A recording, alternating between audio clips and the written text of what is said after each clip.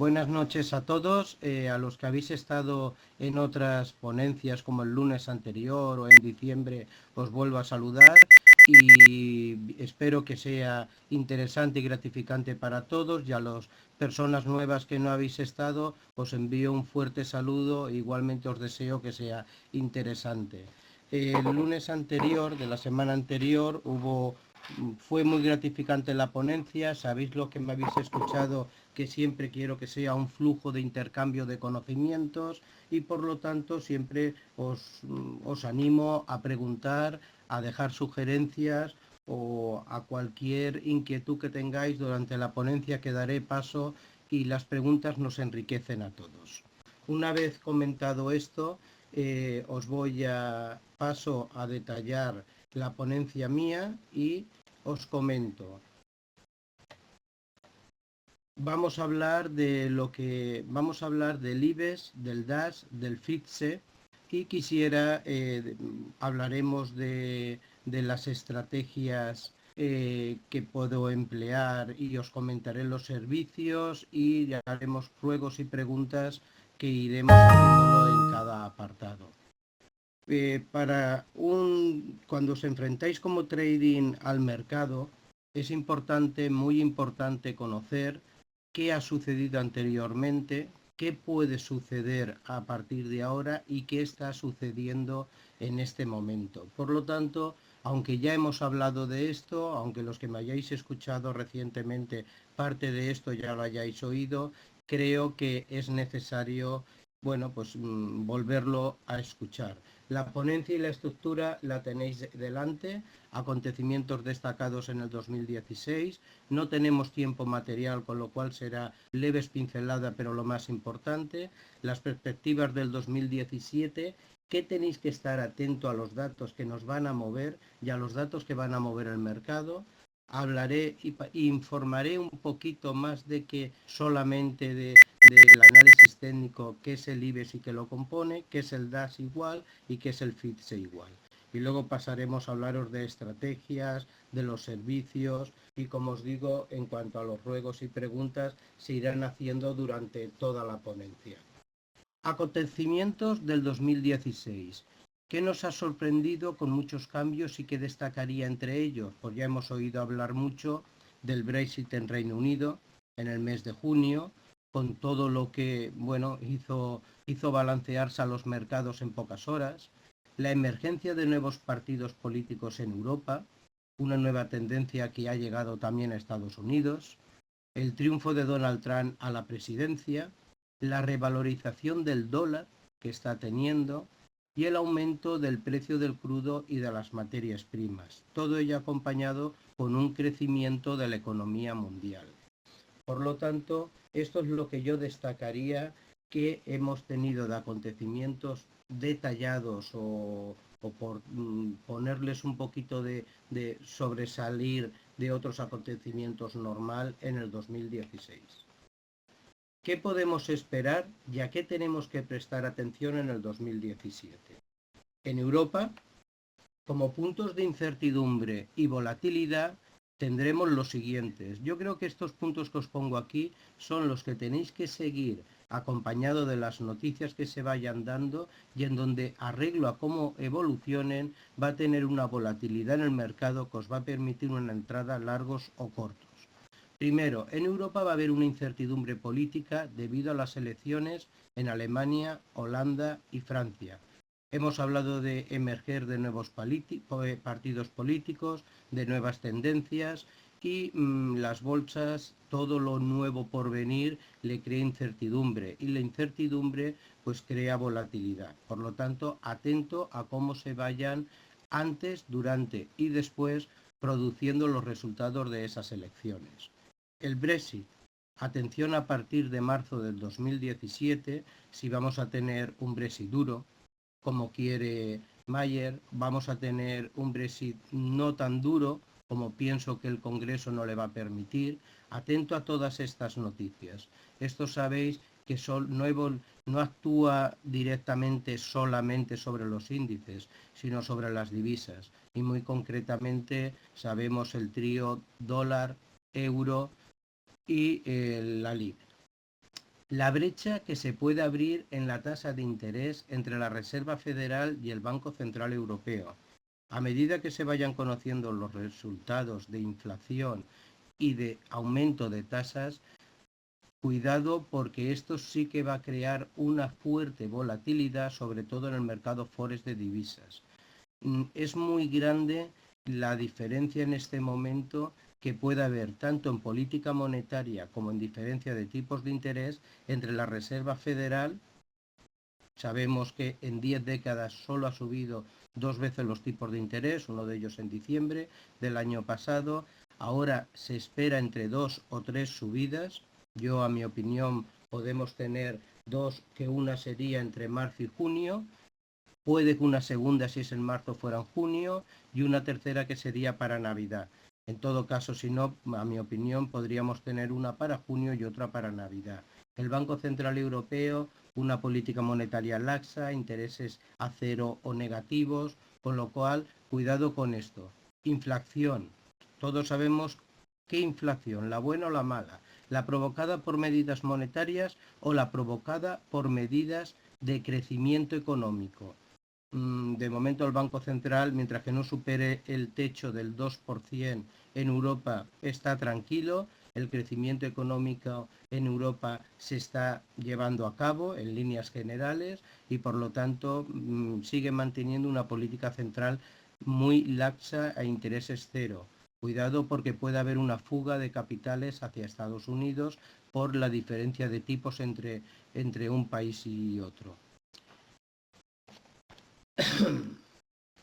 ¿Qué puede resultar atractivo para atraer la inversión? Bueno, pues con el crecimiento económico que estamos hablando, los precios de las empresas vía PER resultan muy atractivos, pues el PER es 14 veces frente a la media de los últimos 30 años, que era cercano a 20. Por lo tanto, el retorno vía inversión por el PER es un punto que resulta atractivo en cuanto a las acciones cotizadas. El crecimiento de los beneficios empresariales de la eurozona se estima que sea superior al 5%, con lo cual sitúa un mayor crecimiento de los últimos 5 años. Es otro dato importante. Y si los resultados electorales generan estabilidad política y social, independientemente del resultado, pero generan estabilidad política y social, ayudará a la confianza de los inversores. Por lo tanto, yo creo que puede ser un buen año para la renta variable europea. Si bien hay que ser muy selectivo, hay que seleccionar no solo los valores, sino los sectores, pero creo que puede ser un año bueno. ¿Aquí habrá que prestar atención? Bueno, a mi opinión, al crecimiento de los precios, tanto del crudo. Pienso que lo vamos a ver durante el primer trimestre, tocando los niveles de 64 euros. Igualmente, hay que prestar mucha atención al incremento de las materias primas y comprobar si esta recuperación viene justificada por el crecimiento económico, con lo cual sería tranquilizante, o viene justificada por movimientos políticos, con lo cual es más preocupante. En cuanto al crudo, luego os daré objetivos. Pienso que hemos subido, ya lo dije en la última ponencia, hemos subido un escalón y nos vamos a mover en torno de 42, 48, 62, 64 dólares en el año. Inflación, tasa de interés, evolución del dólar, libra y euro, mucha atención. Si la inflación supera el 2% o en cuanto se acerque al 2%, tanto en Estados Unidos como en Europa, atentos que puede haber muchos movimientos en las divisas. Como dije antes, divergencia en la tasa de interés entre Estados Unidos, Europa y Reino Unido. Reino Unido, toda su política monetaria es mucho más semejante a la de Estados Unidos que a la de Europa. Y bueno, hay una divergencia entre el dólar y la libra que a mi opinión se tiene que regularizar. Ya comenté en la anterior ponencia que yo pensaba que el eurodólar tenía, bueno, pues que el dólar iba a perder fuerza.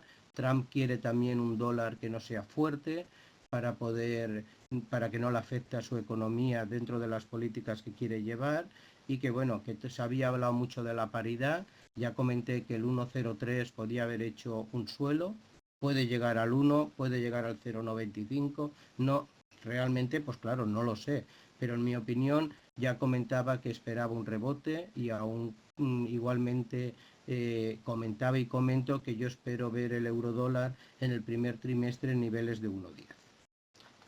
En cuanto a la revalorización actual del dólar, a plazo corto, a plazo de ya, creo que tiene que relajarse en favor del euro. En cuanto a los datos de Europa, ¿alguna pregunta, algún comentario por pegar un respiro, alguna opinión vuestra?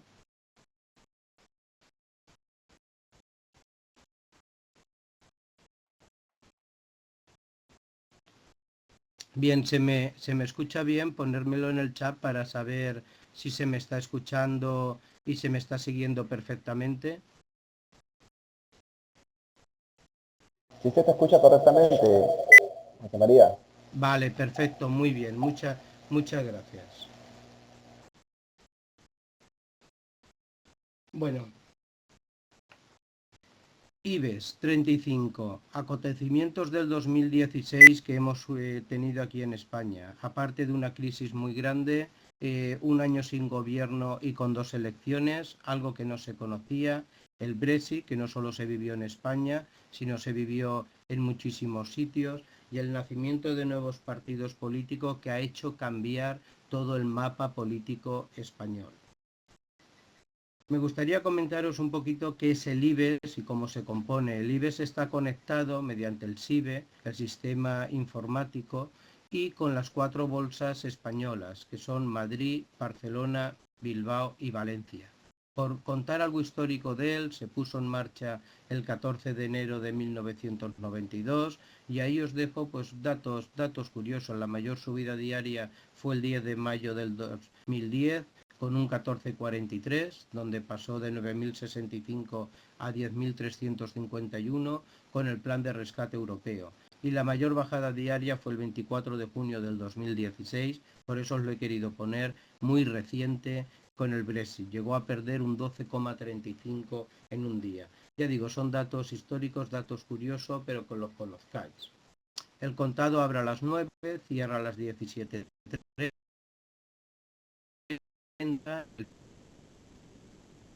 Unos días, desde el 23 de enero, abre a las 8 y cierra a las 20 horas. Ha cambiado su horario, lo ha ampliado. Sirve de subyacente para el contrato del futuro del IBEX, lo componen 35 valores, y en cuanto al sector financiero, tiene una ponderación superior al 30% y se revisa trimestralmente.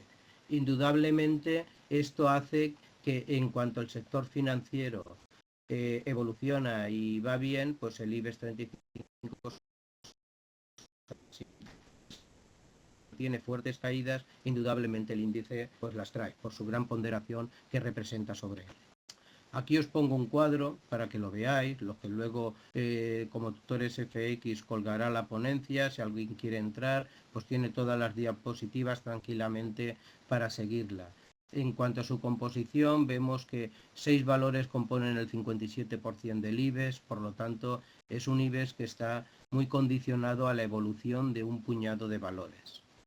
Inditex supone, la ponderación varía en cuanto a la capitalización, pero bueno, como referencia, Inditex supone más de un 13%, Santander un 12%, Telefónica un 10%, Iberdrola un 9%, BBV un 8%. Es representativo saber que 6 valores ponderan más del 57%. En cuanto al análisis técnico que ha evolucionado el IBEX en cuanto al año pasado, pues vemos dos partes. El año pasado venimos del año 2015 de un IBEX con pérdidas. Venimos con un 2016 con un aburrimiento y lateral total de todo el año. Aquí donde os señalo tenemos el Brexit famoso. A partir de ahí vemos una recuperación que la llegó hasta el mes de septiembre con mucha fuerza del mercado, lenta pero fuerza sin parar. A partir de ahí volvió a entrar en un proceso lateral en el que los márgenes los tenéis aquí arriba a niveles de 9.200, en soporte los tenéis por aquí abajo a niveles de 8.500, 8.600 y ahí se mantuvo lateral durante meses. El IBEX es el único índice que con la victoria de Donald Trump, que aquí veis la evolución de ese día, los demás índices europeos y americanos empezaron una gran escalada y el IBEX, sobre todo por el sector financiero, por las políticas que podía emplear y con la política emprendida y la lucha y la guerra con México, bueno, pues empezó pues una bajada y que volvía a ser una lateralización. Aquí lo tenéis.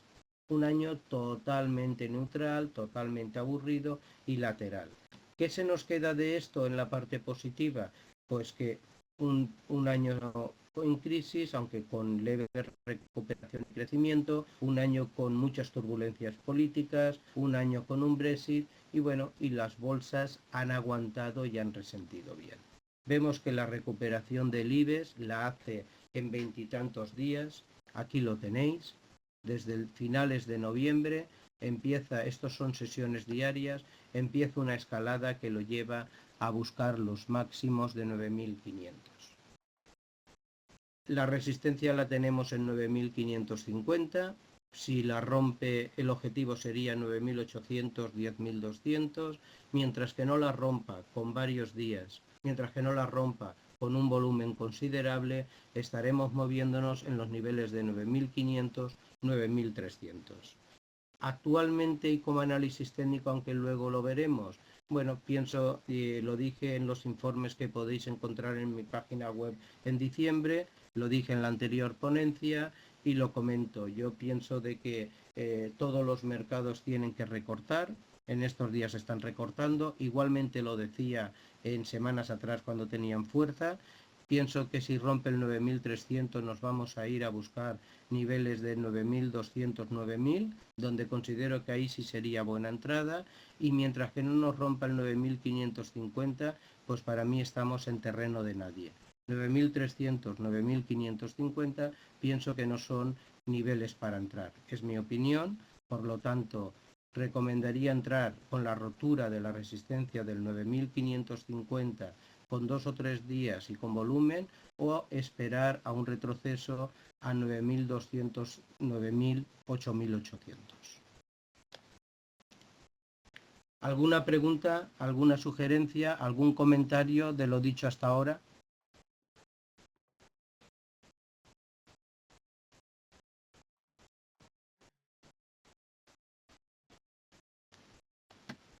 A ver, si tienen alguna duda, alguna pregunta por ahí que quieran hacer.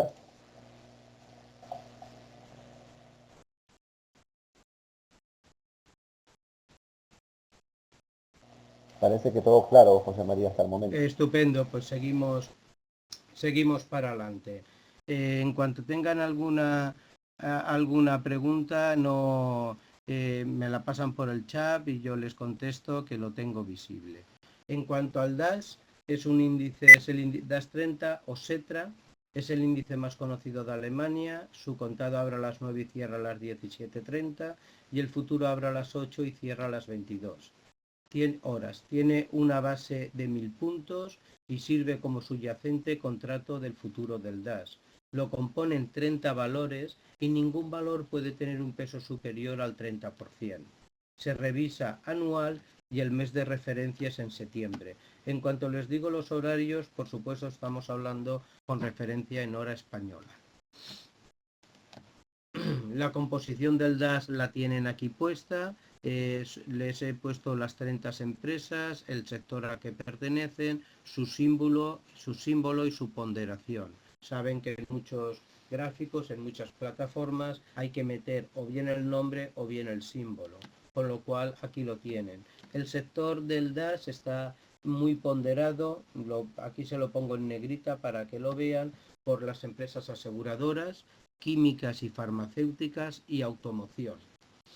Aquí pueden ver los valores que lo componen. Telecomunicaciones Deutsche Telekom es más de un 8%, y las empresas de software y tecnología, SAP y Siemens, que ponderan más de un 9 y un 8,76%. Es decir, aquí tienen la composición de las 30 empresas, sectores, símbolo y ponderación. En cuanto al análisis técnico del DAX, vemos que el DAX arranca con una fuerza increíble, muy contrario al IBEX, durante todo el 2015 y 2016.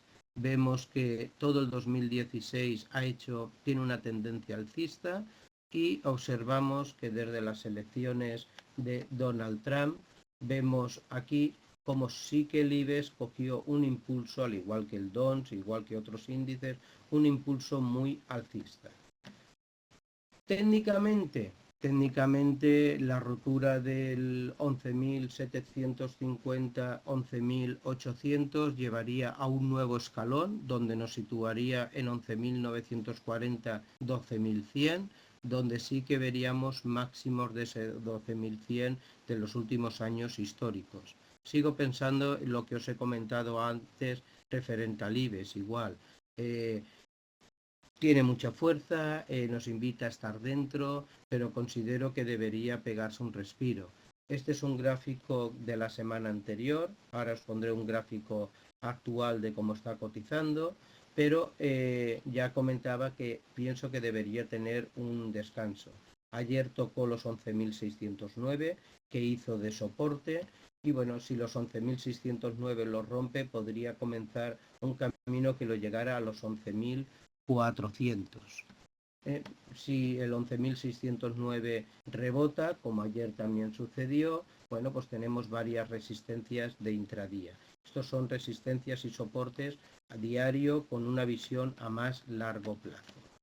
Pienso que entre los niveles de 11.600, 11.750 en el DAX es donde hay que moverse en intradía en este momento. Sabemos que cada punto en el futuro grande son 25 euros, con lo cual es un índice que tiene una variación muy grande, con lo cual hay que gestionar en todo, hay que gestionar muy bien la gestión del riesgo, pero aquí hay que tener mucho cuidado, y a nivel de colocarse fuera de lo que es el intradía o swing, yo preferiría esperar un poco a la rotura de 11.600 y que se acerque a los 11.440 para tomar decisiones y poder tener una entrada sobre él. Aquí tenemos lo que es el gráfico un poquito a más largo plazo, máximos históricos que los tuvimos en el incremento, como comentaba, que hizo en el 2015, desde marzo del 2015 hasta diciembre del 2015 la bajada que pegó, y a partir de ahí todo el año 2016 que la ha llevado a esta subida.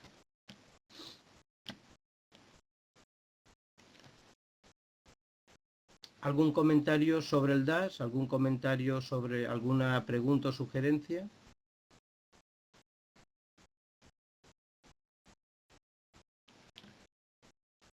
Estupendo. Vamos a ver, en cuanto al FTSE, es un índice que fue desarrollado con un nivel de base 1000, con fecha 3 de enero del 1984. La capitalización de las empresas que lo componen el índice suponen el 70% del valor total del mercado, de los valores de Londres, y el FTSE 100 bate el récord de subida con una sesión el 19 de septiembre de 2008, con un 9,33%, en plena crisis de las hipotecas subprime. Aquí tenéis la evolución del FTSE. Vemos de que el FTSE, luego os pondré dos gráficos juntos, va muy correlacionado con la evolución de la libra, en sentido contrario, y vemos cómo está retrocediendo. Bueno, aquí veis la evolución lateral que ha tenido en todo, concretamente desde julio del 2016 hasta noviembre del 2016, la fuerte evolución alcista que ha tenido y el recorte que está sufriendo. En toda la inversión Libra FITSE, en sentido contrario, os podéis ayudar mucho. Todo lo que sea una revalorización de la Libra no tiene por qué ser matemático, pero puede ser una caída del índice. Y en sentido contrario. Pienso que el índice puede retroceder a niveles de 6.970. Pienso que por Fibonacci el 61% estaría en esos niveles y en 6.970, 6.980, de los 7.150, 7.200 que está ahora, pues podríamos tener una buena ocasión de entrada. Si bien habría que analizarlo, por supuesto, en ese momento. Aquí tenéis un zoom más grande de toda la gran evolución que ha hecho, acompañado de los indicadores de volumen RSI. Aquí tenéis una comparación de lo que os comentaba, tanto del índice como de la libra. Veis la evolución que ha tenido, veis la evolución de la libra, la bajada que está teniendo, la revalorización. Por lo tanto, no es que sean unas matemáticas, pero sí os puede ayudar muchas veces en la evolución tanto en divisas libra como del índice FTSE. Tanto si uno quiere invertir en un sitio como en otro o en los dos a la vez, en sentido contrario, podéis marcaros una estrategia. Me gustaría pasar, una vez comentado un poquito y daros información de cómo se componen y cómo evolucionan y por análisis técnico de los IBEX, a marcar mi estrategia. Antes de marcar mi estrategia, si hay alguna sugerencia, alguna pregunta hasta ahora, si no, sigo con ella. Estupendo. Bueno, pues mirad, en cuanto a la estrategia, me gustaría comentaros qué estrategia de inversión llevo yo, en qué me baso y comentaros algo de cómo actúo sobre ella. Mi estrategia de inversión está basada en los siguientes pilares. Análisis de la situación macroeconómica, política y social. Yo me baso en analizar qué está ocurriendo macro, qué ha ocurrido y qué puede ocurrir. Conocer la situación política y social económica del país y de la empresa a invertir. Es muy importante que antes de invertir sepamos dónde. No es lo mismo invertir en una situación en un país donde hay inestabilidad y no es lo mismo invertir en una empresa donde puede tener problemas económicos o puede llevar a una suspensión de pagos. Por lo tanto, la información, el conocimiento de la situación macro, la situación económica y de la empresa es importantísimo. Esto lo podéis conseguir pues, a través de un manager financiero. Yo siempre le digo a mis clientes que quieren invertir y que se apoyan conmigo que el tener una persona, bien como yo o bien la que ustedes consideren, es muy importante para conseguir información y que a su vez pueden conseguirlo a través de internet, medios de comunicación o como ustedes deseen. Hoy en día la información es muy abierta, es muy grande, pero sobre todo sí que les invito a que se formen, a que se informen y que antes de invertir tengan claro dónde van a invertir y qué peligros corren. En cuanto al siguiente punto en la estrategia de inversiones es el psicotrading.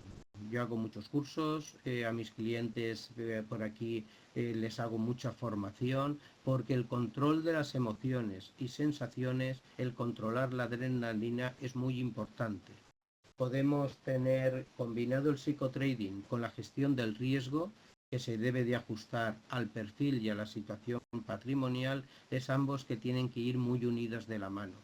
Cómo colocar los stop, cómo colocar los profit, dónde, para que no nos salten en unos movimientos de volatilidad. Todo esto es muy importante para tener un trading de éxito.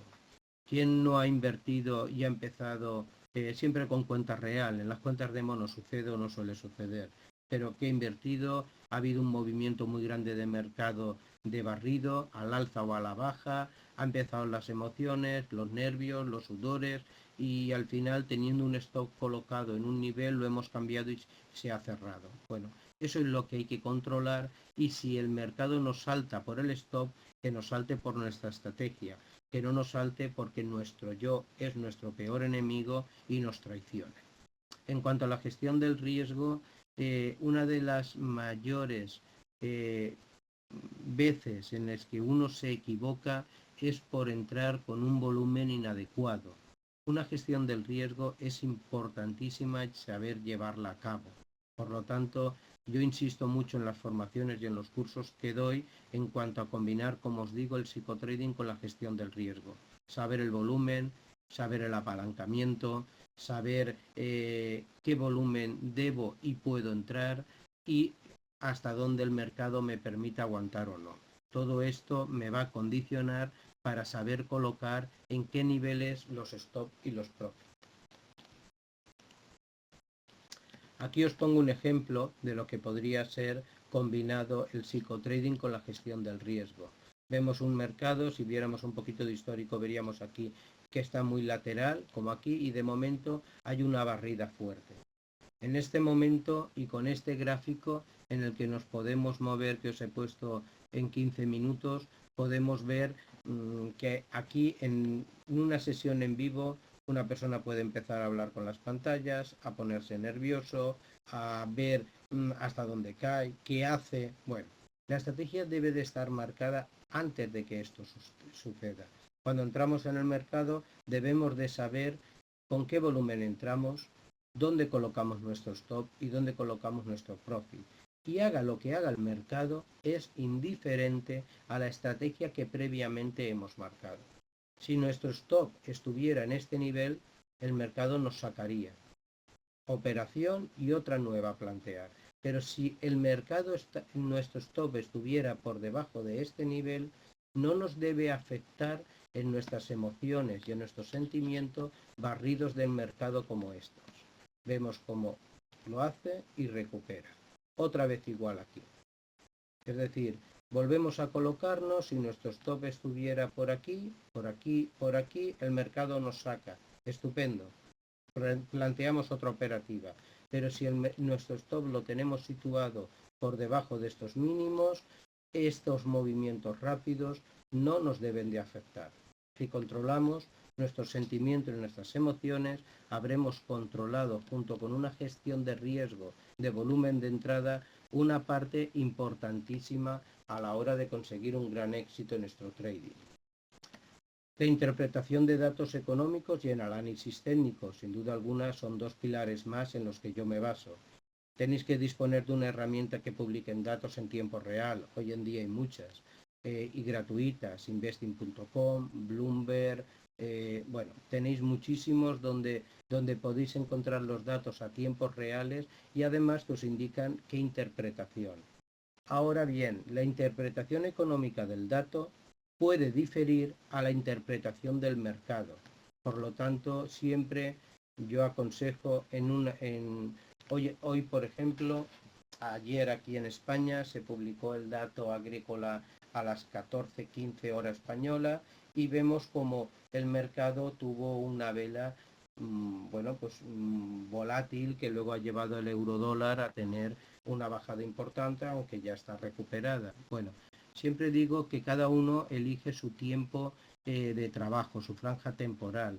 Si el dato lo veis en minuto, en 5 minutos o en 15 minutos, dejar que el mercado lo reaccione, lo viva, lo interprete. No hagáis vosotros la interpretación económica porque un dato es, según la interpretación económica, no debe de ir unida o a veces no va unida a la interpretación del mercado.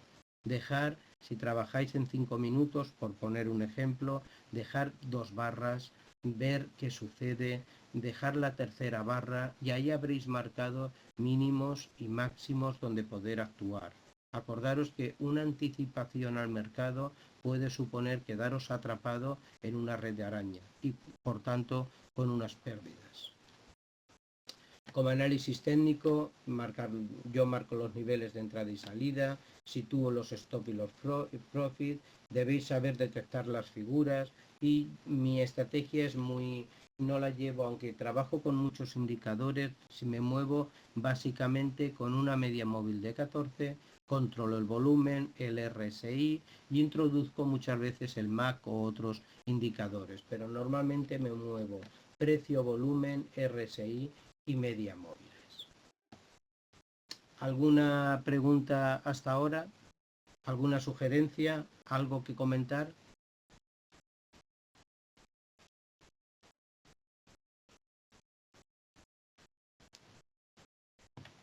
Estupendo. Quisiera deciros los servicios como Money Manager que puedo prestaros por si fuera de vuestro interés. Pienso que es importante contar con los servicios de un profesional, vuelvo a decir, el que vosotros elijáis. Si en algún momento queréis contactar conmigo, pues encantado. Y yo brindo el apoyo y gestión de Money Manager para poder gestionaros vuestras cuentas. Alguien, si queréis más información sobre esto, pues poneros en contacto conmigo a través del email, luego os pasaré todos los datos y os podréis tomar nota y a través de la página web, y ahí podremos deciros, os podré tener una reunión con vosotros y comentaros, realmente la contrapartida económica solo se cobra si hay una gestión de éxito, pero ya ahí podremos entrar con detalles particular y qué se cobra y qué se hace. Bueno, se intenta y se hace invertir con disciplina y responsabilidad. Nunca hay que crear falsas expectativas con los rendimientos. Cuando mis clientes me preguntan, José María, ¿qué rendimiento me vas a dar? La respuesta siempre suele ser la misma. Bueno, yo lo que puedo garantizar es cuánto como máximo vas a perder. Es decir, es muy importante. Estamos trabajando con mercados donde son mercados de CFDs y derivados. No tenéis que olvidar que aquí podéis perder todo vuestro patrimonio. No tenéis que olvidar que aquí, pues mucho más del 90-95% de la gente pierde dinero. También no debéis de olvidar que es un mundo donde hay muchas personas con éxito y donde se puede ganar mucho dinero. Pero todos estos conceptos hay que tenerlos en cuenta. Por lo tanto, siempre hay que hablar cuando entras en los mercados, y yo a mis clientes les digo cuánto dinero estás dispuesto a perder, y eso es lo que te puedo ofrecer. A partir de ahí vamos a ver qué es lo que podemos hacer y qué rentabilidad podemos tratar. Pienso que aparte de los servicios de Money Manager, hay muchos clientes en los que quieren manejarse sus propias cuentas, a lo cual yo invito y animo, y por lo tanto pues ofrezco cursos personalizados individualizados para una persona o con grupos reducidos, cursos personales de psicotrading y inversión con el cliente en la cuenta real, donde junto con el cliente y durante un mes todos los días a una hora nos sentamos y vamos viendo y voy realizándole las inversiones. Un asesoramiento es muy importante, la elección del broker. Yo quiero agradecer aquí a Citicredit la ayuda que nos da, la oportunidad que nos presta con este esfuerzo por su parte y esta apuesta para que podáis conocer, podáis tener información y podáis escuchar a otros ponentes como me estáis escuchando a mí, pero sobre todo tenéis que tener libertad en la elección del broker.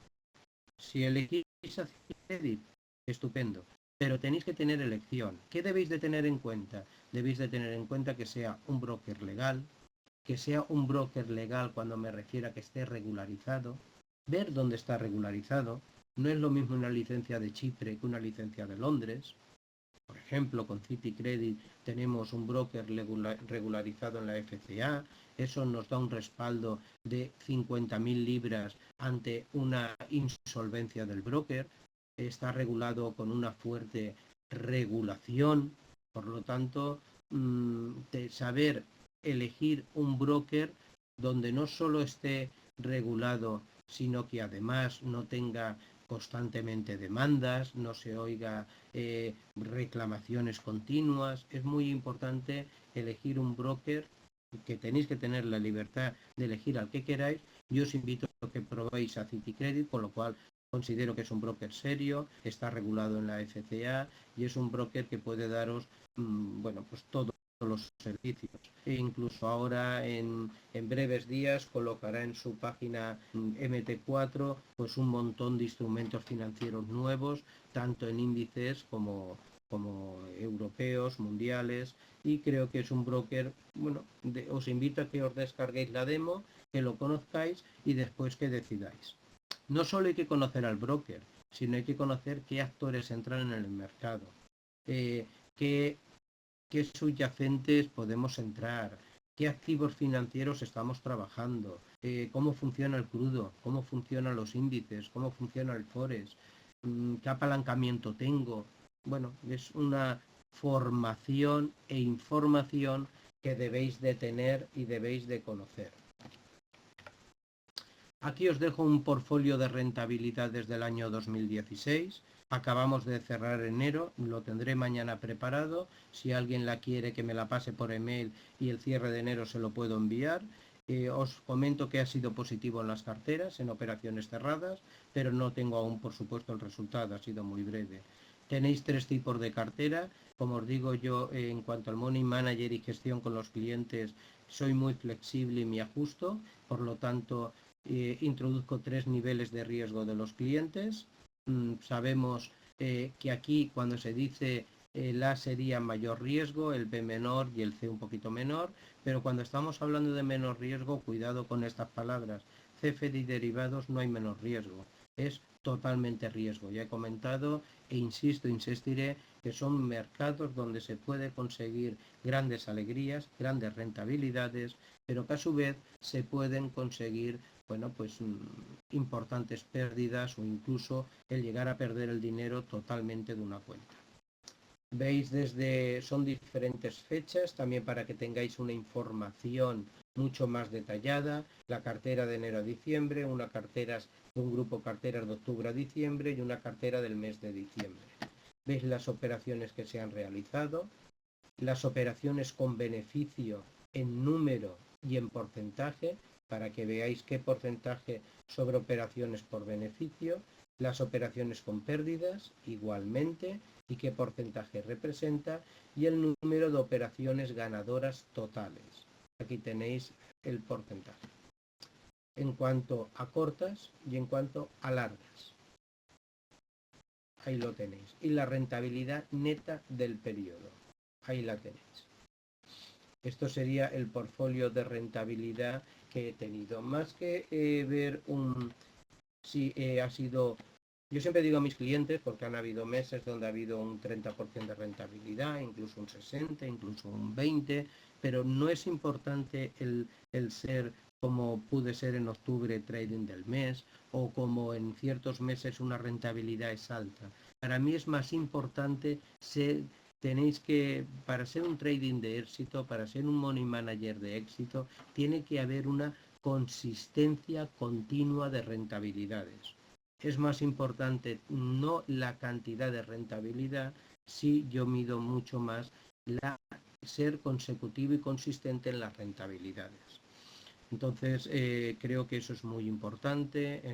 Yo siempre le digo a mis clientes, cuando hago una gestión patrimonial, que si la manejamos por acciones, se me debe de medir en un plazo de 2-3 años. Si nos manejamos en fondos de inversión, se debe de medir la rentabilidad en un plazo de 3 o 5 años. Y si nos manejamos en CFDs y derivados, hay que medir la rentabilidad anual.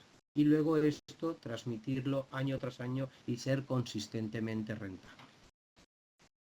Bueno, yo con esto en principio, ahí tenéis todos mis datos, los voy a dejar unos segundos por si queréis tomaros nota, por si queréis contactar, queréis algo. Y con esto prácticamente ahora os enseñaré unos informes que envié esta mañana y envío a los clientes para que tengáis mayor información, pero por mi parte la ponencia la daría acabado. A ver, me preguntan, ¿algunos libros de psicotrading que recomiendes? Bueno, mirar, la lectura y los libros, sí, hay muchos, yo podría recomendar, pero la lectura y los libros son muy personales a cada persona que lo lee, y hay veces que recomiendas un libro y a una persona le dice, uy, qué tocho, uy, qué pesado. Yo pienso que simplemente os invito a investigar, os invito a que hay mucha información en la red, hay mucha información en YouTube, hay mucha información en Internet. Simplemente investigar, mirar, empezar a leer, empezar y quedaros con algo que vosotros os sintáis cómodos. Igual que os invito a que si alguien quiere realizar algún curso de psicotrading, pues que simplemente se ponga en contacto conmigo y hablaríamos, y yo creo que es importante. Pues bueno, ¿no? La sesión de hoy toca hablar un poco sobre el mercado de acciones. ¿Qué acciones se presentan interesantes para este año, ¿no? Y yo he tratado de seleccionar algunas que considero que son, que tienen una alta probabilidad de rendir bien, ¿no? Durante este año, ¿no? Durante este año, el horizonte de tiempo es este año específicamente, un año, yo diría 12, 18 meses aproximadamente, ¿no? ¿No? Y he tratado de tomar empresas pues de todo el mundo, principalmente encontré dos empresas que son americanas, una europea, y encontré un ETF, un fondo, ¿no? Que también puede ser muy interesante para invertir, ¿sí? Así que bueno, empezamos. Cualquier pregunta o duda, pues simplemente me escriben y yo voy a poder verlo aquí a través del chat, ¿sí? Pues antes que nada, deberíamos ver un poco cómo le fue a cada sector del S&P 500, ¿no? Que es el índice bursátil americano más importante, ¿no? En términos de rendimientos durante el año pasado, ¿no? Aquí ustedes van a poder ver que el sector de energía y el sector financiero son los sectores que más crecieron, ¿no? O mejor dicho, que mejor le fueron a nivel bursátil el año pasado. Eso principalmente porque las financieras, los bancos, se beneficiaron mucho con las subidas de las tasas de interés por parte de la Reserva Federal, ¿no? Los bancos se beneficiaron mucho, mucho por ello, atrajeron nuevos capitales y se beneficiaron. El sector de la energía también por el aumento del petróleo. Un sector que le fue bastante mal es al sector salud. Y sobre todo en los últimos meses del año, debido a que Donald en sus discursos antes en sus discursos electorales, por así decirlo, él habló mucho de aumentar los impuestos a las empresas farmacéuticas, al sector salud, ¿no? Y esto hizo de que hubiera mucha incertidumbre hacia ese sector, ¿no? Finalmente, cuando Trump salió elegido como presidente en noviembre del año pasado, cayeron bastante las empresas de este sector, ¿no? Y ahí ustedes pueden ver cómo el sector salud fue el de menor rendimiento, ¿no? En la renta variable americana, ¿no? Entonces, claramente, solamente mirando esto, yo creo que ustedes nos podríamos dar una noción de dónde podríamos invertir y dónde no. La lógica nos diría de que no deberíamos invertir en el sector de energía ni en el sector financiero, porque son sectores que ya han crecido bastante en el último año, que ya les ha ido bastante bien. Lo normal cuando uno traza una inversión de mediano plazo, ¿no? Una inversión de mediano plazo que vendría a ser de 12 a 18 meses aproximadamente, es tratar de invertir en empresas que no hayan tenido un rendimiento tan espectacular previamente, sino que tengan un buen potencial de crecimiento futuro, ¿no? Pero no necesariamente que ya les haya venido viendo espectacular. ¿Por qué? Porque si ya les ha ido muy bien, eso quita margen de un buen trozo de upside, ¿no? Para seguir creciendo en los siguientes meses, ¿no? Eh, Obviamente, por ejemplo, tampoco les diría, vayamos a invertir en el sector salud, ¿no? Porque el sector salud es el que peor le fue el año pasado. No, ¿por qué? Porque con todo esto, con todo este nuevo gobierno, y Donald Trump ha vuelto a ratificar comunicar su intención de aumentar los impuestos al sector, a las farmacéuticas en Estados Unidos, ¿no? Lo ha vuelto a hacer hace esta semana o la semana pasada, si no mal recuerdo. Entonces, este es un sector que todavía va a estar muy, no sé si utilizar la palabra golpeado, pero al menos muy tocado, mientras que no se aclare ese panorama, ¿sí? Ahora también podríamos ver cuáles son específicamente las empresas que mejor rindieron durante los dos mandatos de Obama, ¿no? Los 8 años que estuvo Obama en la presidencia, ¿cuáles fueron las empresas que mejor les fue? Y ahí ustedes pueden ver, ¿no? Como hay empresas muy conocidas, ¿no? Como Netflix, ¿no? Como Regeneron, como Priceline, ¿no? Amazon, Nvidia, ¿no? Starbucks, ¿no? La mayoría son empresas que conocemos, ¿no? En la última de la fila está Apple, ¿no? Que sigue teniendo un rendimiento espectacular, ¿no? Fíjense que el 974% es espectacular, obviamente, en 8 años. Es un gran rendimiento, ¿no? Pero obviamente, si ustedes ven, hay empresas que rindieron mejor, ¿no? Como por ejemplo Netflix, ¿no? Que está alrededor del 3000% en 8 años. ¿No? Y pues la mayoría de personas conocen Netflix, conoce cuál es su modelo de negocio y cómo ha venido creciendo. No, no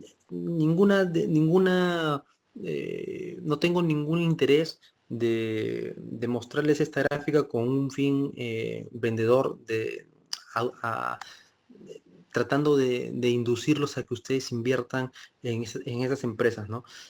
Son empresas que ya han tenido un gran rendimiento, cada una por sus diversas circunstancias, pero eso no implica que lo vayan a seguir teniendo, ¿no? Hay que analizar mucho más en detalle, ¿no? A la empresa, los números de la empresa, las proyecciones de la empresa, ¿no? Para hacer una inversión mucho más meditada, ¿sí?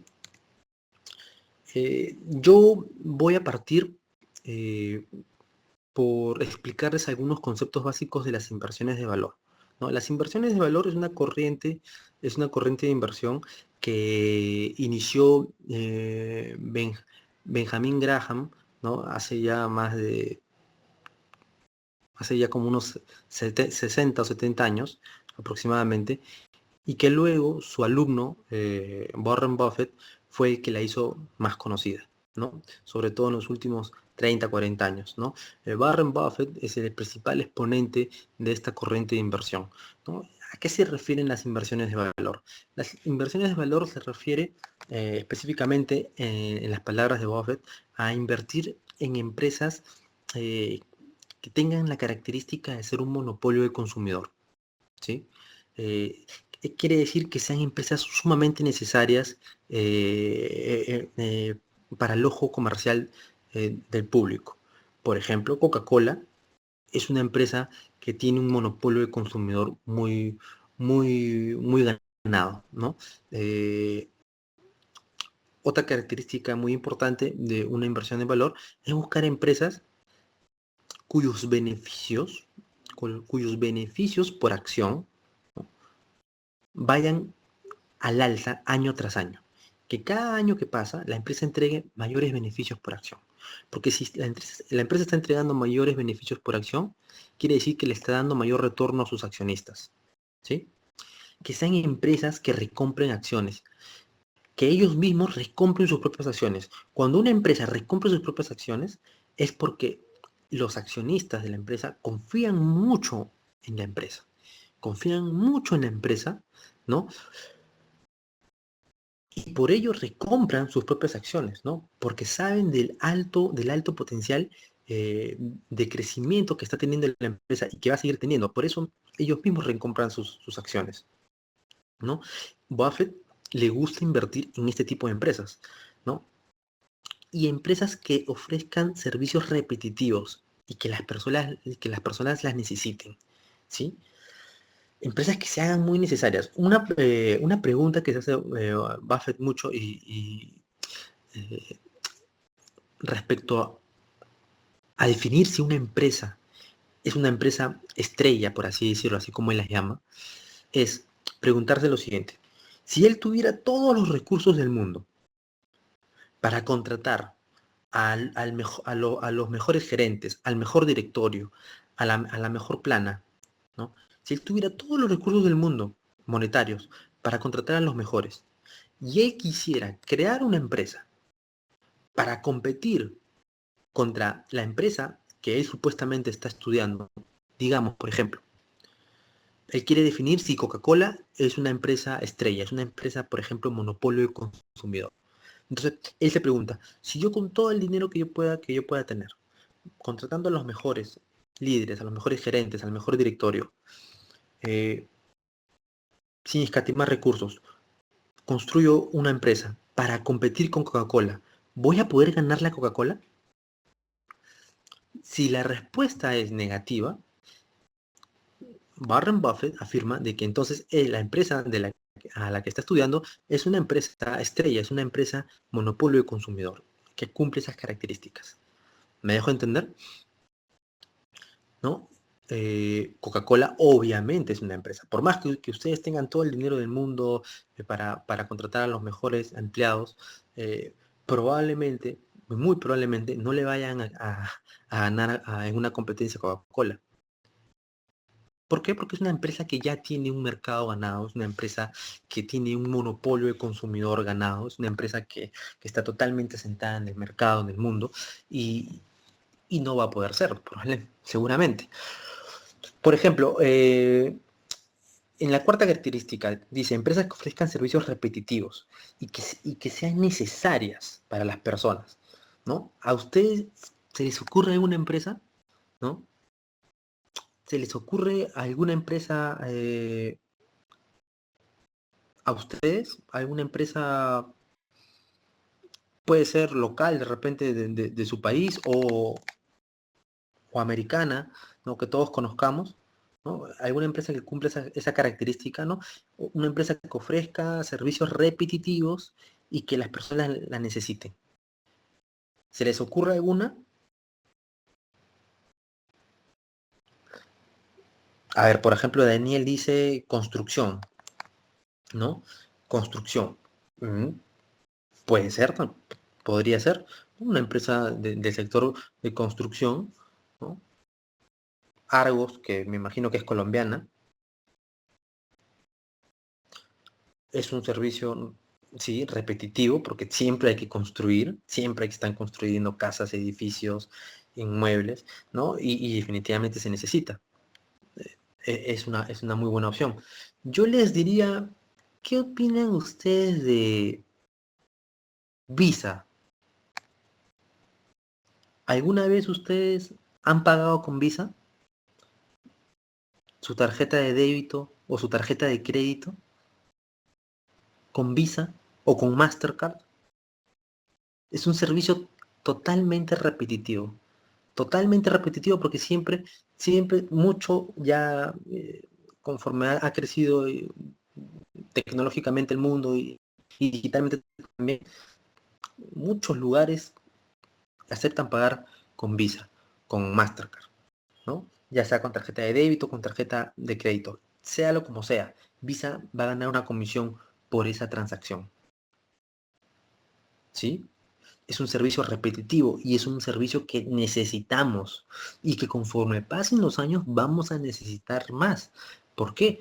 Porque el nivel de uso de esa tecnología va a ser mayor, ¿no? Porque así avanzan las tecnologías. Entonces,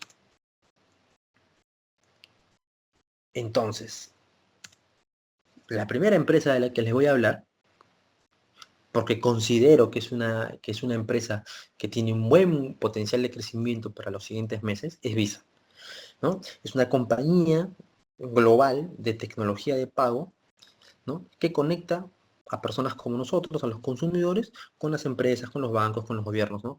Tiene presente en más de 200 países en el mundo, ¿no?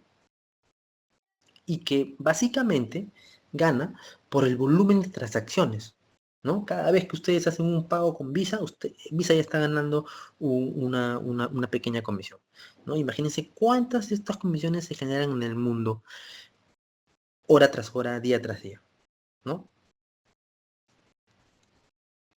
Esta es la gráfica de Visa en los últimos 8 años. En los últimos 8 años, ¿sí? Fíjense bien, ¿no?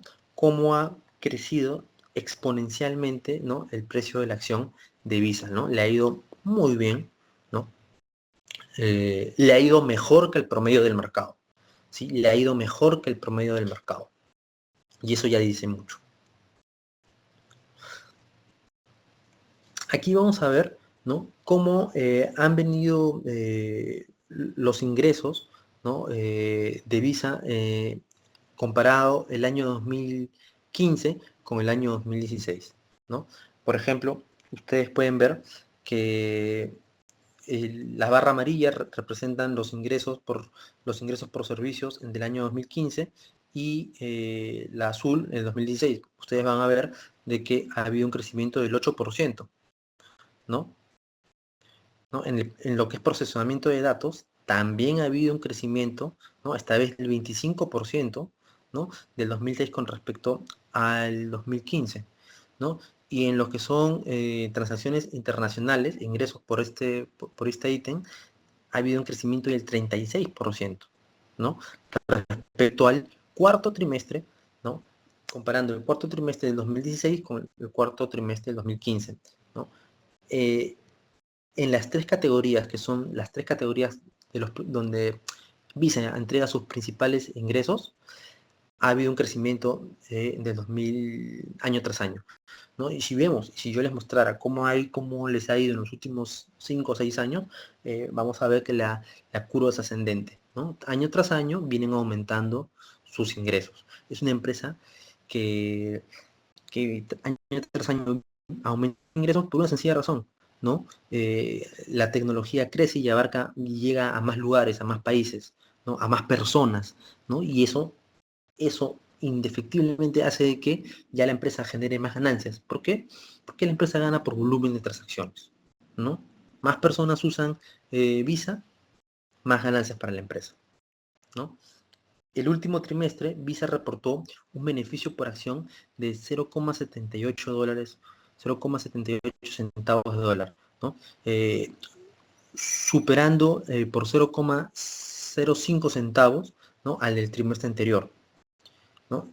El último trimestre, que vendría a ser el cuarto trimestre del 2016, Visa gastó 1.7 mil millones para la recompra de 20 millones de acciones, ¿no? A un precio aproximado de $80, ¿no? Eso está en el último informe trimestral de Visa. Entonces, solamente como para repasar lo que vimos hace un rato. Recuerden que cuando yo les dije inversiones de valor, les dije, una empresa que sea monopolio de consumidor. ¿Les parece que Visa representa un monopolio de consumidor? Es una empresa que está en la mente del consumidor y que de una u otra manera casi siempre estamos tentados a usar el servicio de la empresa. Sí. La empresa, los beneficios de la empresa van al alza. Acá podemos ver que sí, ¿no? Los beneficios por acción, el BPA, ha crecido, ¿no? Respecto del trimestre anterior. Y en general, trimestre a trimestre, en los últimos años ha venido creciendo. Otro, la empresa recompra acciones. También, ¿no? Hace poco los accionistas de la empresa recompraron, ¿no? 20 millones de acciones, ¿no? A un valor de $80 a acción aproximadamente. Eso representa 1.7 mil millones de dólares, ¿no? Visa es una empresa que en los últimos años sus accionistas han venido recomprando acciones. Eso es algo que a Buffett le encanta. Le encanta invertir en ese tipo de empresas. Y Visa es una empresa que ofrece servicios repetitivos y que las personas necesiten. Por supuesto que sí. Por supuesto que sí. Es un servicio muy repetitivo y que se hace necesario. Entonces, ya bajo esa óptica ya nos podemos dar cuenta de que Visa está cumpliendo todas las características de una empresa en la cual debemos invertir, ¿no? Los ingresos por operaciones netas del año 2016 fueron de 15 billones, ¿no? Un 9% mayor al del año anterior, ¿no? Por ejemplo, aquí ustedes pueden ver que durante el año hubo 83.2 billones de transacciones procesadas en el mundo. Ya es un 17% mayor al 2015, ¿no? Se pagaron dividendos por 8,5 billones de dólares. Eso representa un 107% mayor al año anterior, ¿no? Entonces, la mayor parte de los números de Visa en los últimos años muestran de que la empresa ha venido mejorando sus ingresos, viene mejorando el número de transacciones, hay recompra de acciones, la empresa es un monopolio de mercado. Entonces, todo nos da una óptica muy sencilla, ¿no? Muy sencilla para entender, ¿no?, que Visa definitivamente es una buena empresa como para invertir, ¿no? Aquí, en esta tabla, en esta gráfica, vamos a ver cómo han ido creciendo los beneficios por acción, ¿no? El EPS que ustedes van a ver aquí, ¿no? El EPS es el beneficio por acción, ¿no? Los earnings per share. Esos son los beneficios por acción que representa la barra celeste, ¿no? Desde el año 2000 hasta el año 2016. Y fíjense cómo la empresa, año tras año, viene aumentando los beneficios por acción, ¿no? Quiere decir que año tras año la empresa es más rentable para sus accionistas. Y si ustedes quieren ver, ¿no?, cómo han ido los dividendos, la empresa también entrega dividendos y también han ido aumentando conforme han ido pasando los últimos 5 años, ¿no? Cada vez han ido aumentando más los dividendos entregados por la empresa a sus accionistas. Entonces yo creo que la situación es muy clara, ¿no?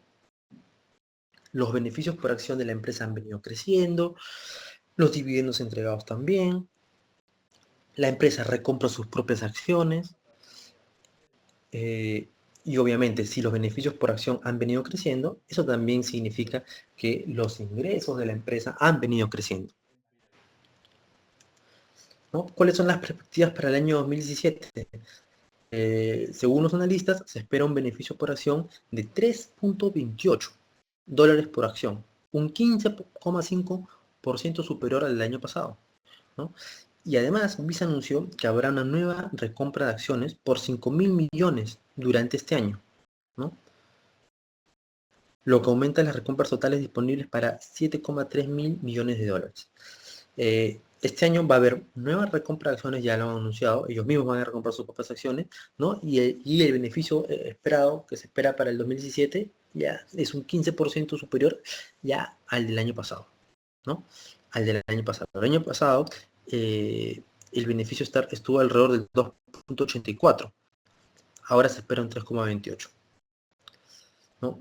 Entonces, bajo estos conceptos, yo considero que Visa es una empresa sólida, es una empresa que representaría una muy buena inversión a mediano, incluso largo plazo, ¿no? E incluso a largo plazo. Es una empresa que si ustedes quieren tenerla en su portafolio de aquí a 1, 2, 3, 4 o 5 años, deberían tenerla porque es una empresa que cumple todos los parámetros necesarios para tenerla, ¿no? Incluso Warren Buffett tiene a esta empresa en su portafolio, ¿no? En su portafolio, en su cartera, ¿no? Visa tiene cerca del 10% del portafolio de Warren Buffett, ¿no? Así que no sé si tengan alguna duda o algún comentario respecto a Visa. O respecto a Visa todo está claro. A ver, me comentan. ¿Sí? Todo bien con respecto a Visa. Yo creo que está bastante entendible de por qué, ¿no? De por qué. Los números lo muestran. Ok, ahora veamos una empresa, otra empresa. Esta es una empresa que la mayoría de personas no conoce. Es una empresa europea, es una empresa danesa, ¿no? De Dinamarca. Es una empresa que se llama Novo Nordisk, ¿no? Es una empresa que pertenece a la industria farmacéutica, ¿sí? La compañía ha dividido su negocio a través de dos segmentos, la diabetes y la obesidad, ¿no?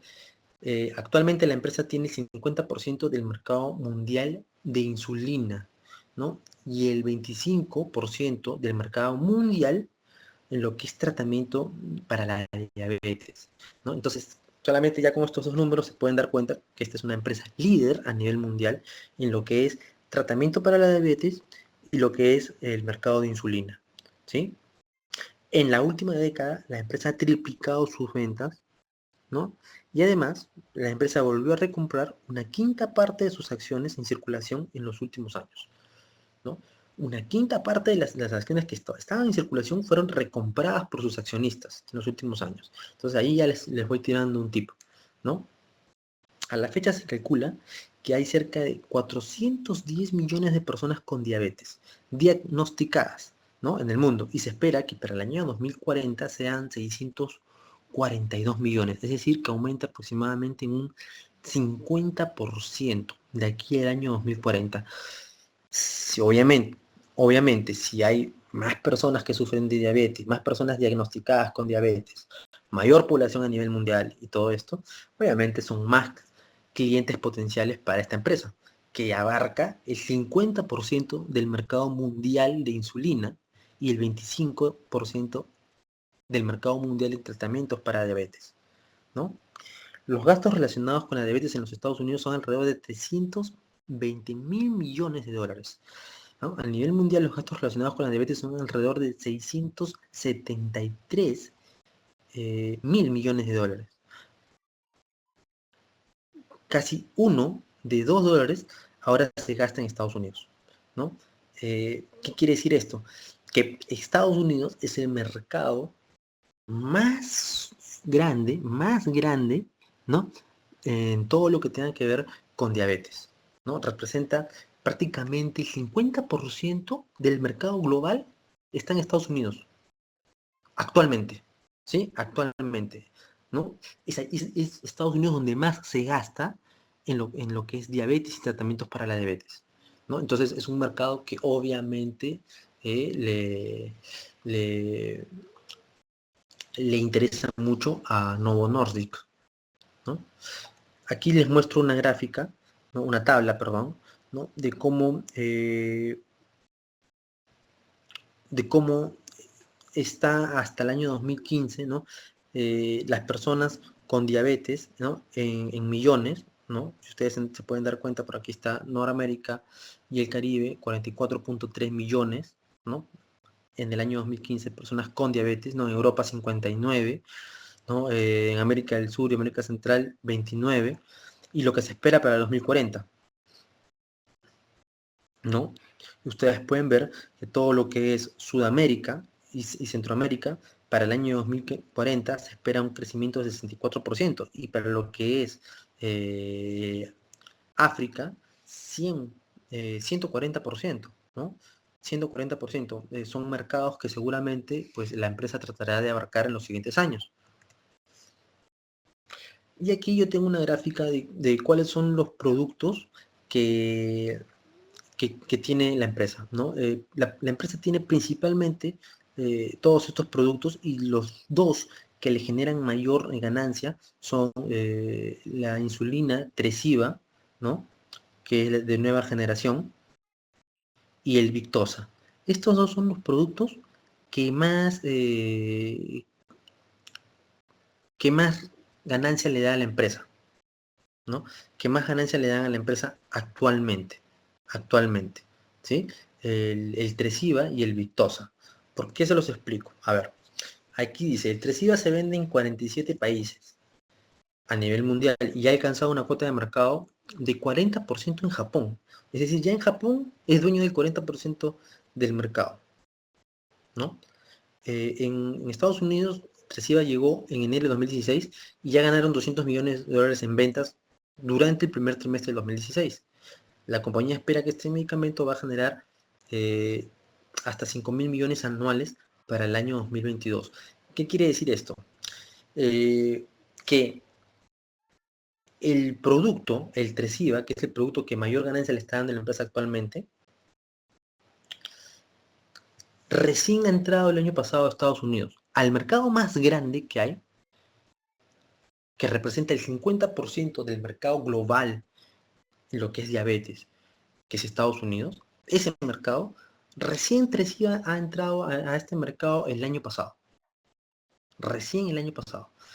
Entonces, espera obviamente que en los siguientes años aumente progresivamente el uso de Tresiba en Estados Unidos y que las ventas aumenten fuertemente. Claro, porque el producto es bueno, la empresa es líder a nivel mundial y porque recién el producto ha llegado a Estados Unidos. Y Estados Unidos es el mercado más grande de diabetes a nivel mundial, representa el 50% del volumen que se gasta en diabetes a nivel mundial. Entonces, claramente, esto es un indicador de que las ventas de Novo Nordisk van a crecer bastante en los siguientes años, no solamente por el Tresiba, ¿no? Ahora, Tresiba está protegido por una patente hasta el año 2028 y hasta el año 2029, tanto en la Unión Europea como en Estados Unidos, ¿no? Y está creciendo a un 184% en este momento, ¿no? Y ya contribuye con un tercio de todas las ganancias de la empresa, solo el Tresiba. Solo el Tresiba. Pero el Tresiba ya tenía ya un poco más de 3 años en el mercado, pero no había sido lanzado todavía en Estados Unidos, recién el año pasado, ¿no? Entonces, obviamente se espera que para el año 2017 y 2018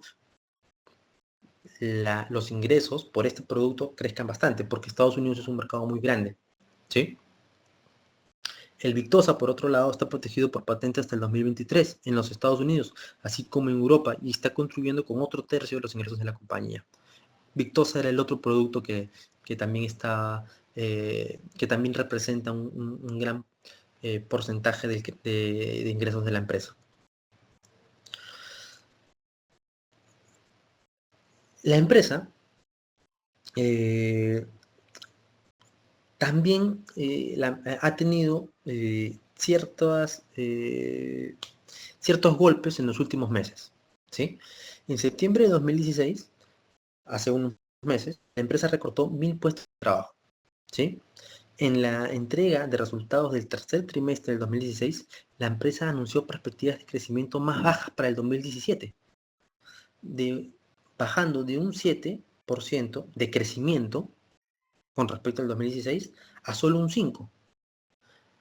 Cuando la empresa anunció esto en su informe del tercer trimestre del 2016, el año pasado, el precio de las acciones cayeron bastante, cayeron fuertemente. Ahora dentro de un momento vamos a ver la gráfica, ¿no? Durante la última década, la cantidad de acciones de Novo Nordisk se redujeron en más de 20%. ¿Por qué? Porque la compañía está utilizando la mitad de su dinero en efectivo para recomprar acciones, ¿no?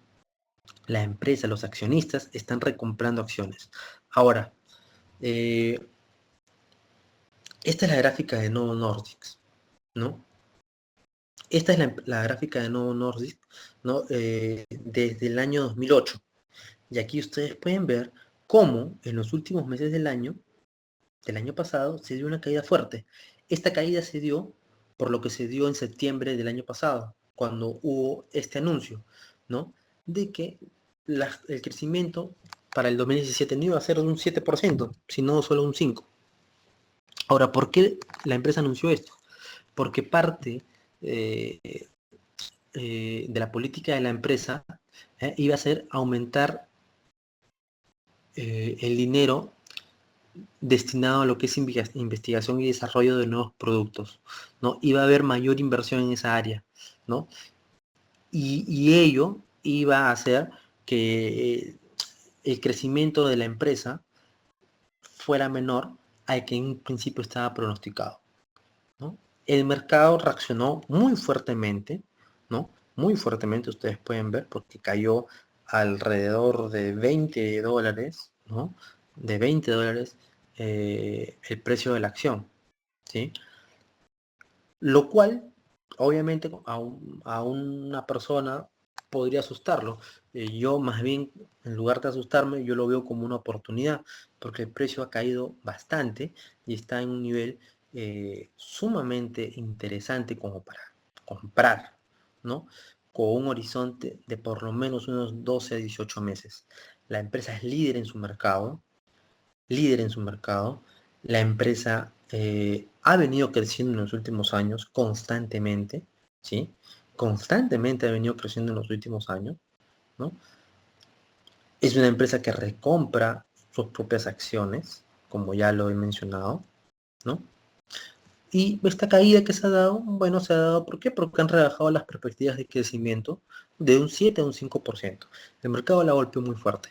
El mercado la golpeó muy fuerte, pero sigo pensando y creo que es una muy muy buena oportunidad para comprar porque la empresa actualmente está a precios mucho más baratos de lo que normalmente la encontraríamos en otras circunstancias, ¿sí?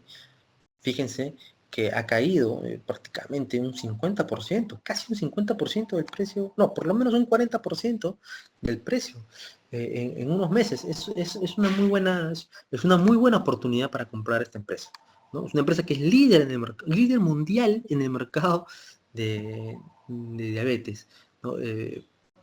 Yo, la verdad es que lo tengo bastante claro. Lo tengo bastante claro, me parece una muy buena oportunidad. ¿Sí?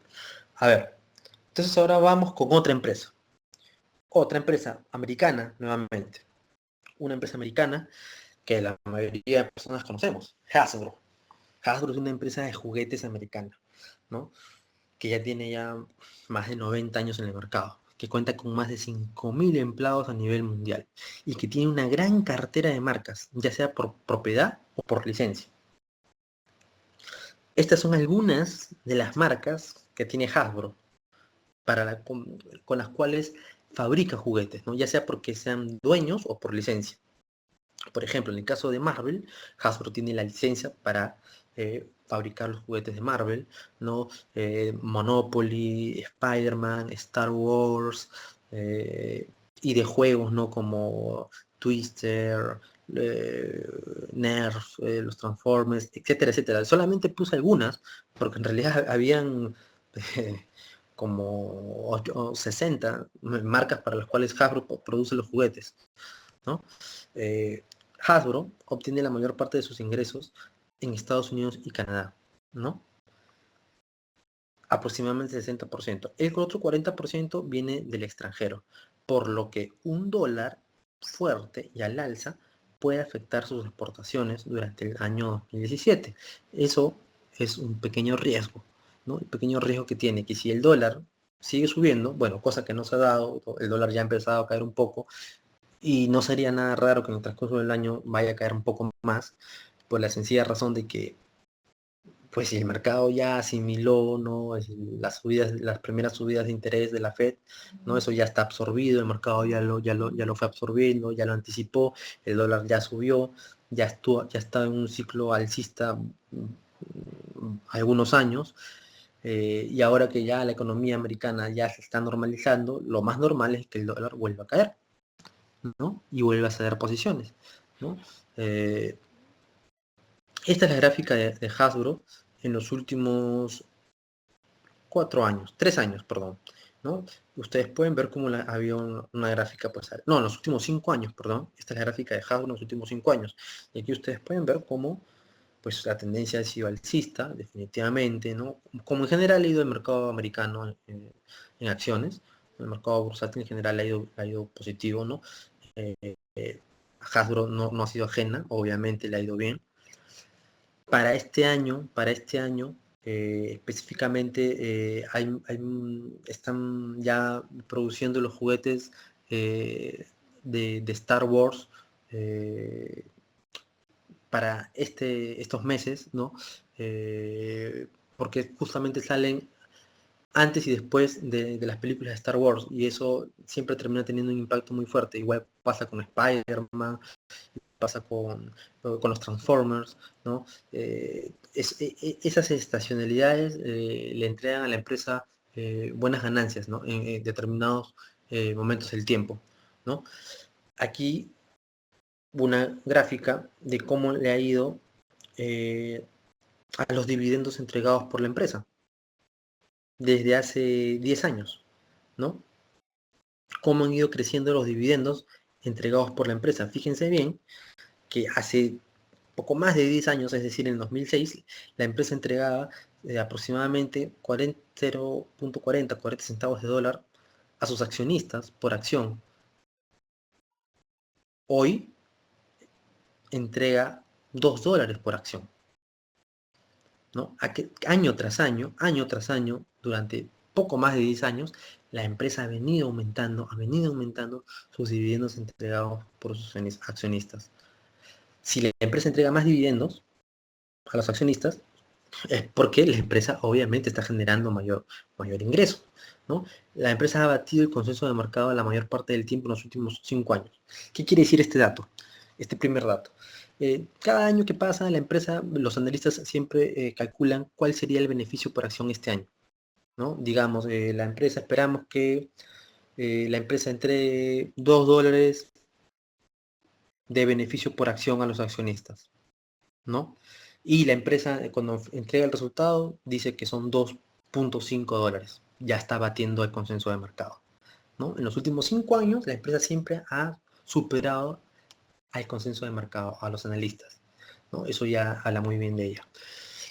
Recuerden que el beneficio por acción es muy sencillo de hallar, es simplemente dividir el beneficio total que está dando la empresa este año entre el número de acciones que hay en el mercado, ¿no? El beneficio total que está dando la empresa este año entre el número de acciones en circulación que hay en el mercado.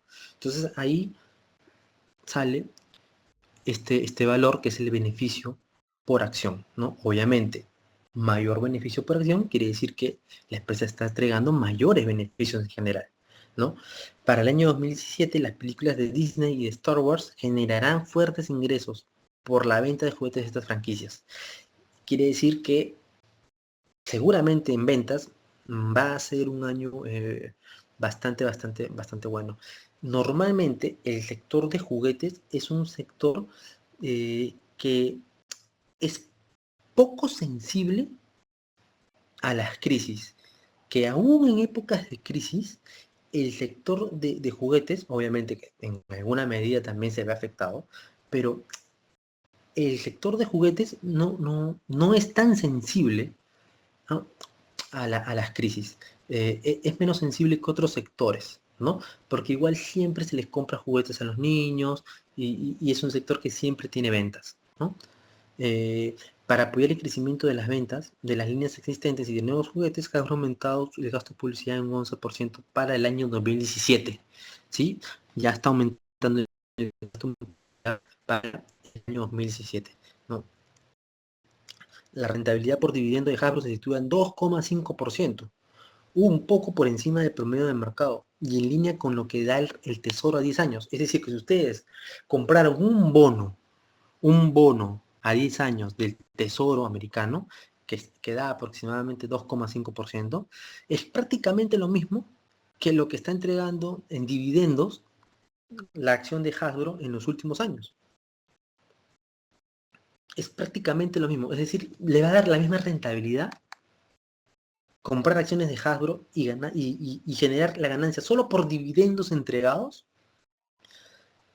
que lo que ganarían invirtiendo en un bono del Tesoro americano a 10 años, que es un 2,5%. Les va a dar casi lo mismo. Ahora, pero hay una gran diferencia, que en Hasbro ustedes no solamente van a ganar por los dividendos, sino también van a ganar por el precio de la acción, porque el precio de la acción puede subir y subir y subir, y cuando ustedes vendan el precio de la acción, lo van a vender a un precio más alto del que lo compraron, ¿no? Por otro lado, el beneficio por acción de Hasbro crece a una tasa superior de 7% en los últimos años. Es decir, que los beneficios por acción de la empresa están creciendo a un ritmo de 7% año tras año. Eso es un muy buen número. Es un muy buen número, ¿sí? Entonces recuerden que cuando hablamos de inversiones de valor, les dije que los beneficios por acción estuvieran al alza en los últimos años, ¿no? Visa cumple eso, Hasbro cumple eso. Los beneficios por acción están creciendo año tras año, ¿sí? Los dividendos también van creciendo año tras año. Hasbro es una de las empresas si es que no me equivoco, la segunda empresa más grande de juguetes a nivel mundial, ¿sí? A nivel mundial. Entonces, obviamente, representa un monopolio del consumidor, ¿sí? Obviamente que si ustedes tienen un niño que quiere comprarse un juguete de Star Wars, de Spider-Man o de los Transformers, van a tener que comprarlo seguramente en Hasbro o de un juguete fabricado por Hasbro. Eso ya es un monopolio del consumidor. No necesariamente van a tener que comprarlo. A menos que pues no quieran comprarle nada de ningún juguete de Star Wars, ¿no? Y quieran comprarle ni de Marvel, sino de, bueno, de otra franquicia, ¿no? Que no la tenga Hasbro. Bueno, en ese caso sí, ¿no? Pero la mayor cantidad de las más grandes franquicias del mundo actual las tiene Hasbro, ¿no? Entonces, es un monopolio, ¿no? ¿Cuáles son los riesgos? El hecho de que la mayor parte de los juguetes se fabrican en China y México. ¿Y qué pasa? Que Trump, ya me imagino que ustedes deben estar al tanto un poquito de lo que ha venido pasando con Donald Trump, ¿no? Que Donald Trump está en contra del libre comercio, ¿no? Él ha dicho que él quiere cambiar las reglas del libre comercio, que él piensa que China juega sucio porque tiene precios muy baratos y que él quiere eliminar a China totalmente de la ecuación, ¿no? Quiere que las empresas americanas produzcan sus productos en Estados Unidos, ¿no? Y les va a colocar aranceles. Y todo esto está pues en veremos, ¿no? Ya está claro lo que él quiere. La gran pregunta es si va a poder hacerlo, si va a tener el apoyo del Congreso, si va a tener el apoyo de su partido también, ¿no? Para poder hacer esto, ¿no? Eh, Vamos a ver cómo va, ¿no? Yo creo que ese es un riesgo que hay, ¿no? Y hay que tenerlo en cuenta, ¿no? Es un riesgo que hay. Si es que desearan comprar acciones de Hasbro en el corto plazo, ¿no?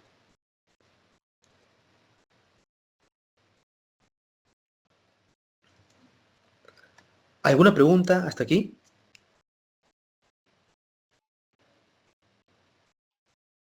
¿Alguna pregunta hasta aquí? ¿Todo claro?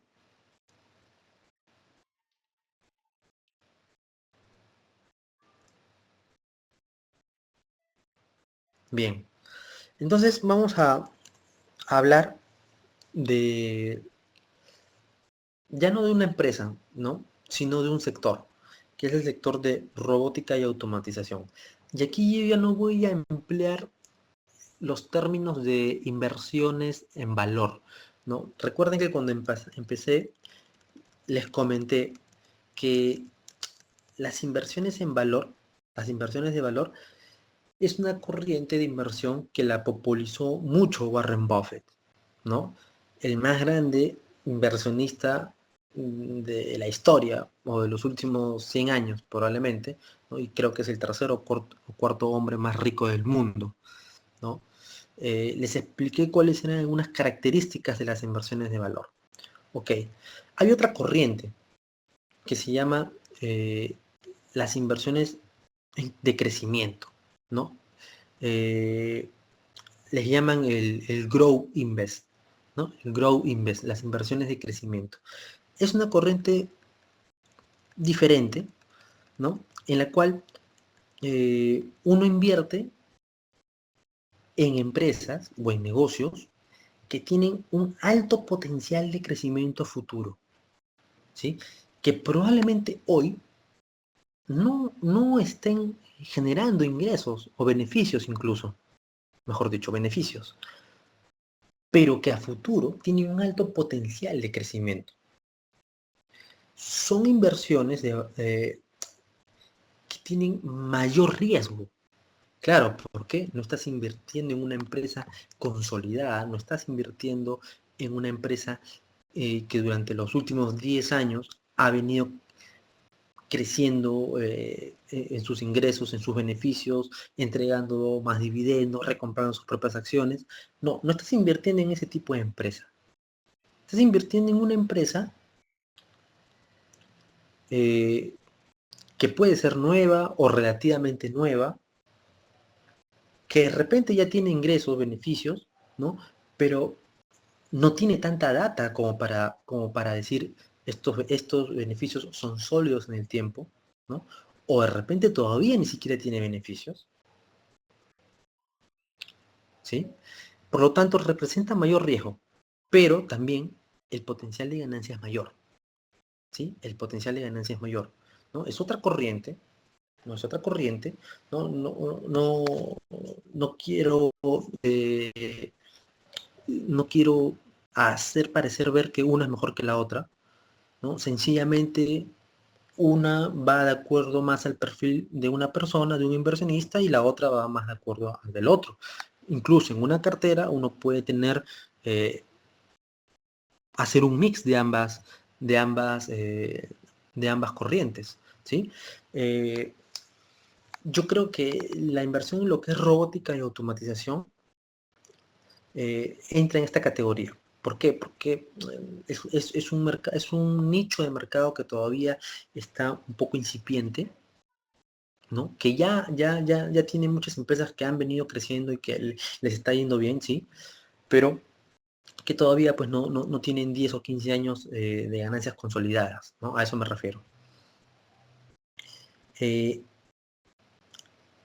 lo que es robótica, ustedes tienen que darse cuenta y pensar sencillamente que imagínense cómo era hace 15, 10 o 20 años, ¿no? Y cómo han cambiado todo, cómo la tecnología ha cambiado.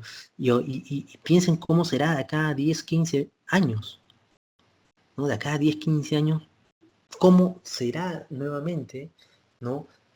Cómo habrá evolucionado el mercado, el mundo desde el punto de vista tecnológico, ¿no? La robótica está dejando de ser un nicho de mercado para ser una tecnología fundamental que se va a aplicar a todas las industrias y mercados, ¿no? A todas las industrias y mercados, ¿no? La robótica y la automatización, ¿sí? Este es el futuro, ¿no? El futuro es que en las empresas, en las plantas, haya robots que estén en las líneas de ensamblaje. Ya lo hay, obviamente que en la mayoría de países industrializados ya hay esto, ¿no? Pero todavía de una manera un poco incipiente. Eso es lo que quiero decir. Que todavía un poco incipiente, todavía no está consolidado, ¿no? Y que el potencial de crecimiento en los siguientes años es muy grande porque va a seguir creciendo, ¿no? Solamente para que ustedes tengan una idea, ¿no? El director del Instituto Robotics de la Universidad de California comentó que el mercado de robótica podría crecer hasta los 1,2 billones de dólares para el 2025. Actualmente solo son 64.000 millones. O sea, el mercado de robótica actualmente es solo 74.000 millones. Para el 2025 podría llegar hasta el 1,2 billones. Billones, o sea, estamos hablando de 20 veces de crecimiento, ¿no? De aquí hasta el año 2025, aquí a 8 años, nada más, no es mucho, ¿sí? ¿Por qué crecería tanto? ¿No? Principalmente porque ha habido una caída de precios de producción, ¿no? En los últimos años ha habido una caída en los precios de producción de los robots, es decir, que está siendo menos costoso producirlos, ¿no? Y además ha mejorado el rendimiento de la robótica, obviamente ha mejorado porque conforme pasan los años, las tecnologías mejoran, hay más demanda en aplicaciones de alta complejidad, ¿no? Y obviamente porque hay un aumento en la automatización a nivel mundial, ¿no? Cada vez las empresas están automatizando más sus procesos, ¿no? Y todo eso, ¿por qué? Porque quieren aumentar la productividad, ¿no? Todo es una cadena, ¿no? Todo es una cadena. Está siendo más barato producir los robots, ha mejorado la calidad, el rendimiento de los robots, de la robótica, ¿no? Hay más demanda, ¿no? ¿Y por qué? Porque quieren mejorar la productividad de sus empresas. Todo es una cadena, ¿no? Aquí ustedes pueden ver cómo ha ido creciendo el mercado de robots industriales desde el año 2009. En promedio ha crecido un 15% por año. En promedio ha crecido un 15% por año en los últimos, desde el año 2009. ¿Sí? Solo en lo que es robots industriales, ¿no? Es decir, robots para industrias, ¿no? 15% en promedio en los últimos 7 años aproximadamente. Es bastante, ¿no? Y aquí, por ejemplo, un pie, ¿no? De cómo está englobado todo lo que es la tecnología de la robótica, ¿no? El mayor porcentaje es para lo que es industria, el 25% para lo que es comercio, 25% también para lo que es militar y el 13% para lo que es uso personal, ¿sí? Para el año 2025 es un estimado, ¿no? Es un estimado. Este es un estimado de cómo estará dividido, ¿no? el pastel, el pie, en lo que es uso para estas tecnologías. Hay una fuerte proyección de crecimiento para este sector. Es muy fuerte. Es un sector que está creciendo, ¿no? Está creciendo mucho, ¿no? Antes que invertir en una empresa específica, ¿no? Lo que yo recomendaría sería invertir a través de un ETF, ¿no? Para los que no saben qué es un ETF es un fondo que cotiza en bolsa, ¿no? Un ETF es un fondo que cotiza en bolsa y es un fondo que puede ser de muchas cosas, ¿no? Hay fondos que son de sectores específicos como este, hay fondos que son de mercados o de países o de commodities, etcétera, etcétera. Hay una gran cantidad de ETFs en el mundo, ¿no? Son fondos que cotizan en bolsa, son fondos fijos, ¿no? En el cual uno sabe en qué está invertido, ¿no? Por qué está compuesto el fondo, ¿no? Y si hay algún cambio, se notifica el cambio, pero uno sabe de qué está compuesto el fondo, y día tras día, como el fondo cotiza en bolsa, día tras día uno puede ver cómo está yendo el rendimiento del fondo, del ETF, ¿no? Hay un ETF que se llama el Robo Global, ¿no? Que tiene ya poco más de 3 años, ¿no? Y que invierten aproximadamente 80 empresas del sector de robótica y automatización, ¿sí? Aquí ustedes pueden ver cómo le ha ido en rendimiento al fondo desde su creación, ¿sí? Desde su creación, ¿no? Fíjense bien que el año 2016 fue un año bastante bueno, ¿no? Y ya está en máximos históricos de lo que representa para el fondo, ¿sí? ¿No? Alrededor de los $30, ya está en los máximos históricos del fondo. Definitivamente considero, ¿no? Y que esta es una inversión de crecimiento, es una inversión grow, ¿no? Obviamente hay riesgo, pero yo creo que a la larga el riesgo es mínimo porque la tecnología está avanzando hacia esto y las empresas de este sector pues va a generar mucho más ingresos, ¿no? Conforme pasen los años, porque se está volviendo una necesidad a nivel mundial. No solo en la industria, sino también en el uso personal, ¿no? Hasta en el sector militar, ¿no? Como hace un rato les mostré, ¿no?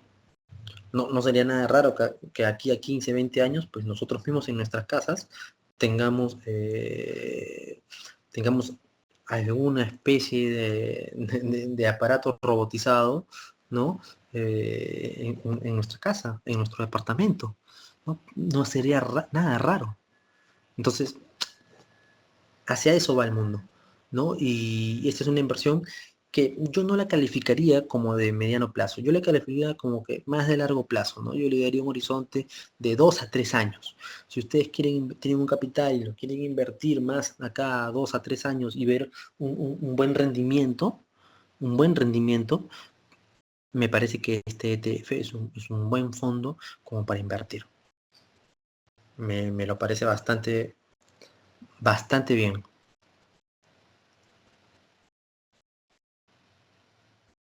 ¿Sí? ¿Alguna pregunta respecto a este ETF de robótica?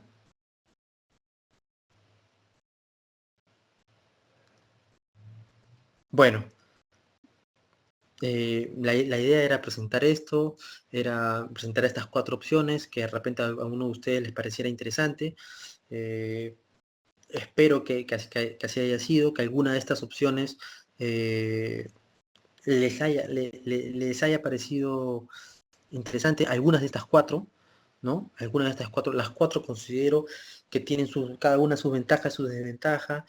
Fíjense bien que no todas corresponden al mismo horizonte de tiempo, ¿no? Por ejemplo, de robótica es una inversión más a largo plazo, ¿no? Si ustedes lo quieren hacer a 2, 3, 4 años, me parece excelente. Si es algo más a corto plazo, más inmediato, yo diría de repente Visa, ¿no? Visa, más inmediato y con menos riesgo, Visa. Recuerden también que si hay menos riesgo, también la ganancia va a ser menor seguramente, ¿no? Va asociado ahí, ¿no? Visa en este caso me representa eso, lo más seguro y lo que seguramente pues en el corto plazo les va a seguir generando alguna ganancia, ¿no? Visa, ¿no? Novo Nordisk ha caído fuertemente, es una muy buena oportunidad, pero también tiene sus riesgos, ¿no? Tiene sus riesgos. ¿Qué riesgo tiene? Si Trump le pone más impuestos a las farmacéuticas en Estados Unidos, como ya lo ha insinuado, pues podría perjudicar a los ingresos de Novo Nordisk en Estados Unidos. Ahí hay un riesgo, ¿sí? Ahí hay un riesgo, ¿no? Bueno, espero que les haya parecido interesante, espero que alguna idea les haya animado y si ha sido así, pues me sentiré muy contento. Si es que no hay ninguna otra pregunta, lo dejamos hasta aquí.